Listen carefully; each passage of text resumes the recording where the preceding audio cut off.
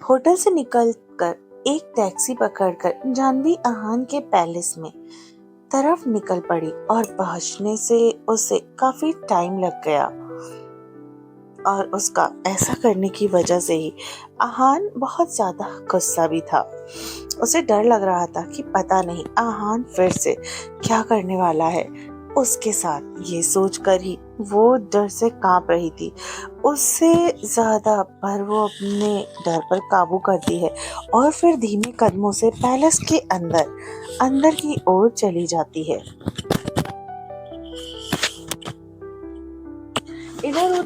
इधर उधर टहलकर जानवी सर झुकाकर अपने सामने देखकर बहुत जल्दी से उसके पास जाकर उसके दोनों कलाई को यानी आहान उसकी दोनों कलाई को पकड़कर गुस्से से कहता है, इतनी देर तक तुम वहां पर थी। मैंने तुम्हें 1 घंटे पहले कॉल किया था। मैंने मना किया था ना तुम वहां पर नहीं जाओगी। तो ये सुनकर जानवी डरते हुए कहती है, सॉरी सॉरी, अगली बार से ध्यान रखूंगी, मैं नहीं करूंगी ऐसा। ये सुनकर उसके सफेद प्यारे मासूम चेहरे को देखता है आहान। उसकी आंखों में आंसू थे, उसकी आंखें लाल हो चुकी थी। थकान और कमजोरी उसके चेहरे से ही झलक रही थी। वो भी किसी मुरझाए हुए फूल की तरह लग रही थी और शायद उसने अभी भी कुछ नहीं खाया।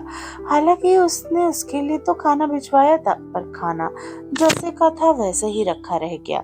अगले ही पल आहान उसकी कलाई को छोड़कर उसे कमर से पकड़कर अपनी तरफ खींच लेता है और उसके होठों पर अपनी उंगलियां रखकर उसकी आवाज को थोड़ा शांत करके कहता है, Why didn't you eat food? ये सब सुनकर तो उसने अपनी नजरें जमीन की तरफ करते हुए कहा, मन नहीं था। ये सुनकर आहान उससे थोड़ा दूर हो जाता है और तभी मेड अंदर आकर टेबल पर फिर से खाना रखकर चली जाती है। ये देखकर आहान सोफे पर जाकर बैठ जाता है, अपने पैरों के ऊपर पैर रखकर।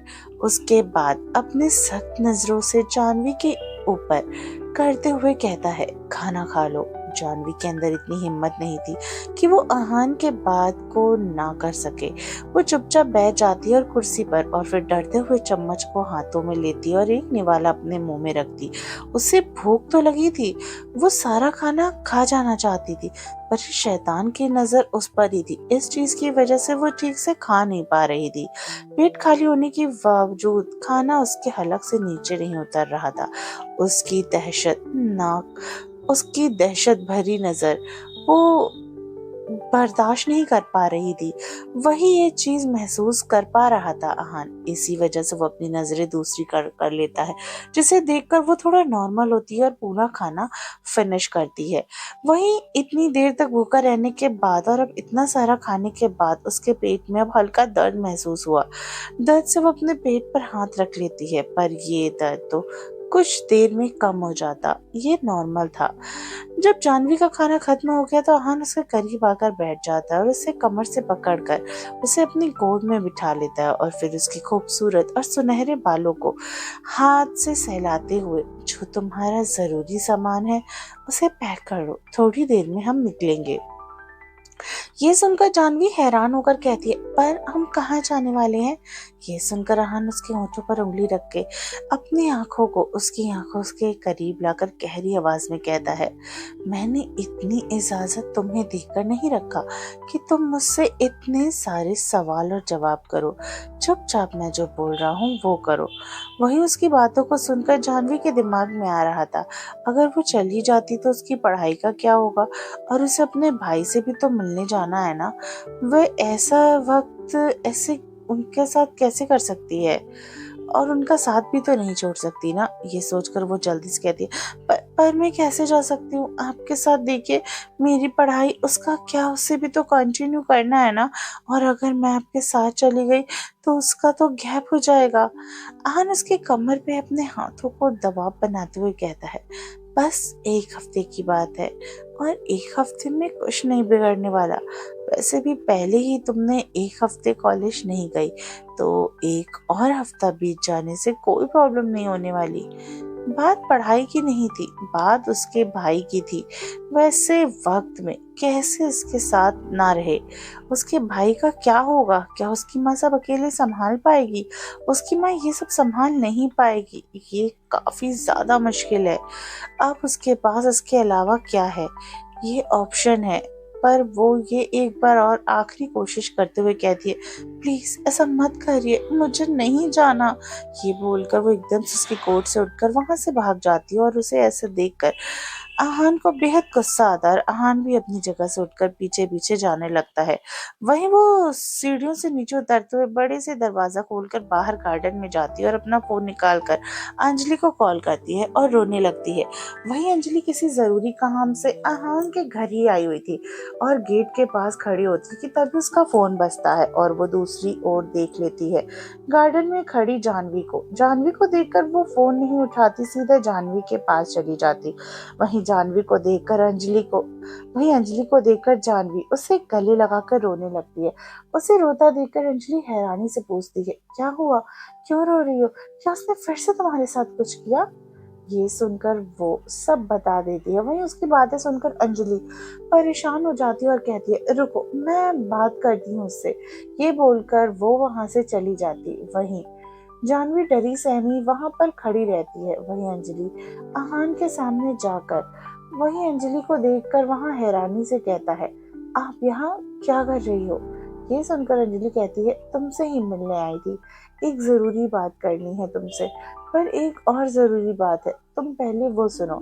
ये सुनकर वो जल्दीबाजी में जानवी के अधिक जानवी की अधिक कंडीशन उसे बता देती है और इतनी जल्दीबाजी में वो पूरी बात भी नहीं बताती कि वो उसकी बातें सुनकर थोड़ा शांत हो जाता है और कहता है, हाँ ठीक है, मैं उसे नहीं लेके जा रहा हूँ। ये बोलकर वो अपनी स्टडी रूम की तरफ चला जाता है। वहीं जानवी कुछ दूरी पर खड़ी उसने उसकी बातें सुन ली थी। उसे थोड़ा अच्छा लगा कि आहान तैयार हो गया उससे ना ले जाने के लिए। उसने बाहर जानवी अंजलि के साथ अपने हॉस्टल की तरफ निकल पड़ती है और आहान भी बेंगलुरु के लिए निकल पड़ता है। आहान की गाड़ी एयरपोर्ट की तरफ जा रही थी। अपनी ही सोच में गुम उसके दिमाग में ख्याल आया, अगर उसे अपने भाई का ऑपरेशन करवाना था तो वह कोई दूसरा रास्ता भी तो चूज कर सकती थी। उसे इस रास्ते को चूज करने की क्या जरूरत थी? उससे जल्दी पैसे कमाने हैं और बहुत सारे पैसे कमाने हैं। मुझे उस जैसी लड़कियों से बेहद ज्यादा नफरत है। वो कुछ और भी तो कर सकती थी, लोन भी तो ले सकती थी। बहुत सारे तरीके हैं पैसे इकट्ठा करने के, पर उसने इतना घटिया और घिनौना रास्ता ही चुना। मैं ऐसी लड़की के लिए फील करने लगा था। तुम जैसी लड़कियां बस बिस्तर पे ही अच्छी लगती हैं। वो जितना जितना ये सब सोचे जा रहा था उतना उसको और भी ज्यादा गुस्सा आते जा रहा था।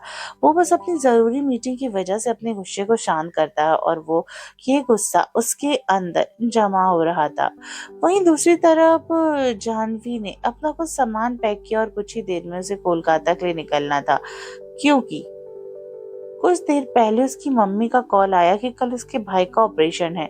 इन सब चीजों में अंजलि ने भी उसकी मदद की और उसके बाद वो हॉस्टल से बाहर आकर देखती है कि गाड़ी खड़ी है। ये गाड़ी ऐश्वर्या की थी, जो अंजलि के बाद भी ऐश्वर्या छोड़े जाने वाली थी जानवी को। वहीं ऐश्वर्या को देखकर जानवी गाड़ी में बैठ जाती है और सीट बेल्ट लगाने की कोशिश करते हुए कहती है, थैंक यू दी, आपने मेरी इतनी मदद की। ये सुनकर ऐश्वर्या शिकार के कस भरते हुए कहती है, ये तो कुछ भी नहीं है, तुमने ज्यादा मदद की है हमारी, बहुत बड़ी वाली। अभी तुम्हारा भाई ठीक तो है ना? और हाँ, मुझे अंजलि ने सब बता दिया और रूपल ने भी बताया था। ये सुनकर उसके चेहरे पर एक कड़वी मुस्कुराहट आ गई और वो कहती है, कोई बात नहीं। ये बोलकर वो चुप हो जाती है और गाड़ी में एक गहरी खामोशी छा जाती है और फिर एयरपोर्ट तक पहुंच जाती है। कुछ ही देर में निकल पड़ती है वहां से और फिर फ्लाइट पकड़कर वो करीब 7 घंटे का सफर पहुंच करती है कोलकाता हॉस्पिटल। मम्मी, मुझे दीदी से बात करना है, दीदी कहाँ है? ये सुनकर मम्मी अपने आंसू साफ करते हुए कहती हैं, दीदी बहुत मेहनत कर रही है हमारे लिए, हमारे लिए, तुम्हारे लिए, और शायद वो नहीं आ पाएगी। पर तुम जब ठीक हो जाओगे ना तो वो जरूर मिलने आएगी। ये सुनकर वो बहुत जिद करने लगता है और ऑपरेशन से पहले दीदी से मिलना चाहता था। तभी उन सबके कानों में किसी की आवाज आती है, भाई। ये सुनकर वो मुस्कुराते हुए सामने देखता है। वही जानवी भी सामने देखती है। उसका भाई कितना ज्यादा कमजोर हो चुका था। उसके पैर हाथ सब फूल गए थे, वो पीला पड़ चुका था, पर फिर भी चेहरे पर एक खूबसूरत मुस्कान के साथ वो अपना हाथ बढ़ा देता है। जानवी भी जाकर उसे गले लगाकर उसके सर को चूमकर कहती है, बिल्कुल डरना मत, सब ठीक हो जाएगा। वो मुस्कुराकर कहता है, तुम आ गई हो ना, आपसे ठीक हो जाएगा दी, मुझे बिल्कुल डर नहीं लग रहा। वहीं जानवी की मम्मी अपने दोनों बच्चों की नजर उतार के कहती हैं, सब कुछ ठीक हो जाएगा और सब ठीक हो जाने के बाद हम कहीं दूर अच्छे से जगह पर रहने लगेंगे। तभी नर्स आकर कहती है, ऑपरेशन का वक्त हो चुका है। उसके बाद उसके बाद जानवी के भाई को ओटी में ले जाया जाता है और जाते वक्त भी उसके चेहरे पर एक मुस्कान और वह बेहद प्यार से जानवी को देख रहा था। वही ये देखकर जानवी की आंखों में आंसू आ जाता है और वो अपनी मम्मी के सीने पर सर रखकर रोने लगती है। उसकी मम्मी भी बहुत देर से खुद को संभाल रही थी। बेटी के ऐसे रोने की वजह से वो खुद को भी संभाल नहीं पाती और वो भी टूट कर रोने लगती है। वही अंजलि और ऐश्वर्या भी उसके साथ ही आई थी, जो कुछ ही दूरी पे खड़ी थी। उन दोनों को रोता देखकर उन्हें काफी बुरा लग रहा था। वहीं दूसरी तरफ मीटिंग का वक्त काफी नजदीक था और वो अपने बेंगलुरु के ऑफिस के सामने खड़ा था। ऑफिस के अंदर चला जाता है और सब उसे देखकर अपना सर नीचे झुका लेते हैं और आहान लिफ्ट को देखकर फिर दूसरी तरफ मुड़ जाता है। सीढ़ियों से ऊपर जाने लगता है। उसकी मीटिंग काफी अच्छे से जा रही थी और वो इस डील के लिए तैयार हो जाता है क्योंकि इसमें फायदा उसका ही ज्यादा दिख रहा था। फिर मीटिंग खत्म होने के बाद वो अपने होटल में आकर रुक जाता है। यहाँ पर उसके काफी सारे पैलेस और वो होटल में रुका हुआ था और ना जाने उसका मन कहीं लग नहीं रहा था।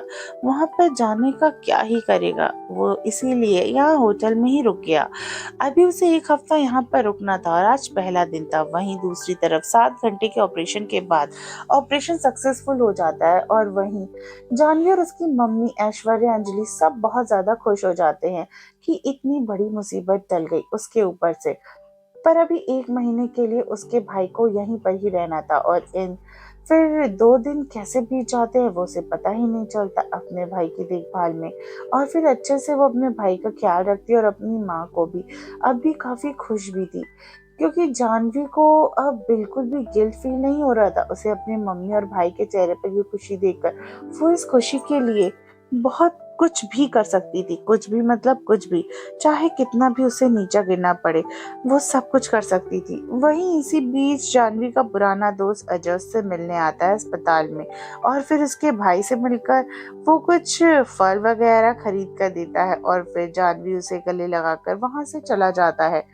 अजय और जानवी का काफी अच्छा दोस्त था, इसलिए जानवी को काफी अच्छा फील होता है इस बात से अनजान कि किसी ने अपने कैमरे से उन्हें गले लगाने की पिक्चर कैप्चर कर ली है। बेंगलुरु दोपहर का वक्त। आहान थका हुआ था, अपने होटल में आकर बिस्तर पर लेट जाता और अपनी आंखों को बंद कर लेता है कि तभी आंखें बंद करने के साथ ही साथ उसकी आंखों के सामने एक खूबसूरत सा चेहरा नजर आता है और वो अपने बगल में रखे हुए तकिया को कस के गले लगा लेता है। उसका मन कर रहा था कि वो जानवी को यहाँ पर ले आए और वो अपनी सारी थकान उस पर मिटा दे, उसके अंदर खुद को खो डाले। और इसीलिए तो वो जानवी को अपने साथ लाना चाहता था कि वो जब थक कर वापस आए तो अपनी सारी थकान जानवी से मिटाए।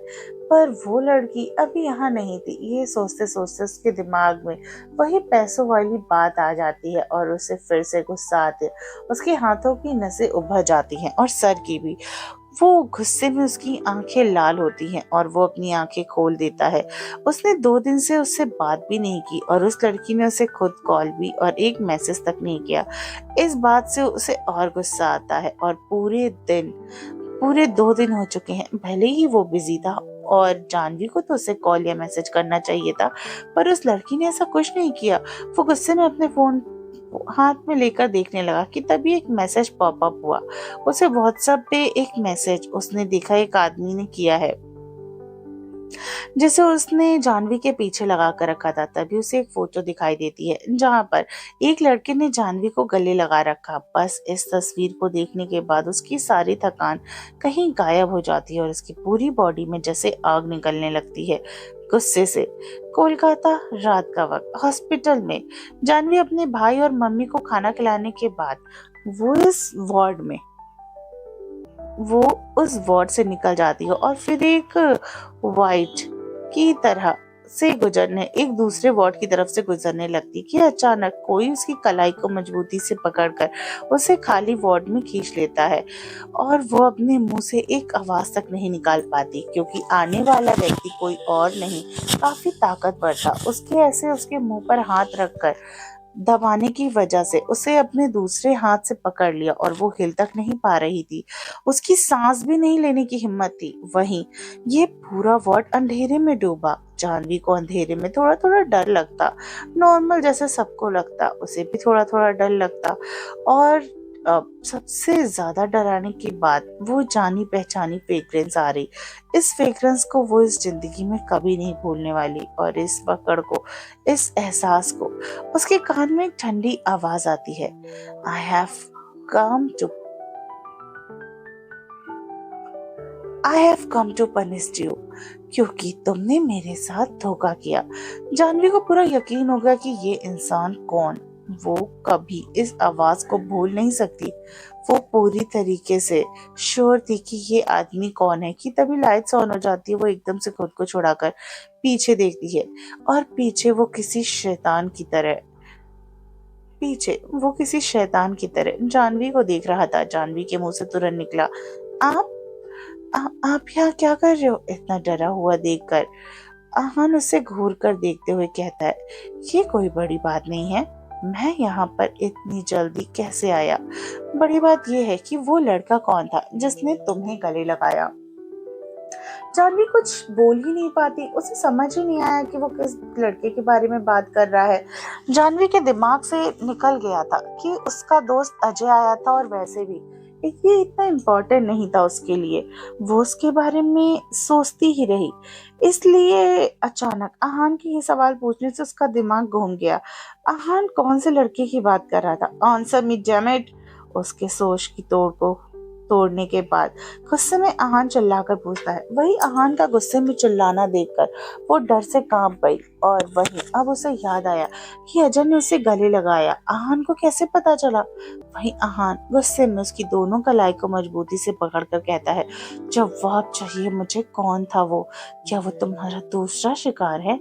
ये बोलकर वो जानवी को देखने लगता, और जानवी बहुत ज्यादा खूबसूरत लग रही थी। अभी वो किसी खिले हुए गुलाब की जैसे दिख रही थी, वो भी मुरझाई हुई नहीं लग रही थी।